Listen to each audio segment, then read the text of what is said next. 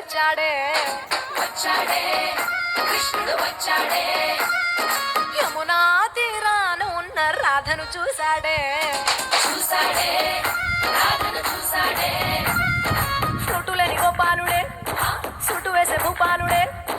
విషమొచ్చిన బాలుడే మాట వెంట పడిపోవుడే కటిక చీకటిల కన్ను కడతాడే వెన్న ముద్దలని వెంట పడతాడే కోల చేస్తాడే కాలమేస్తాడే మాయలోడు వీడే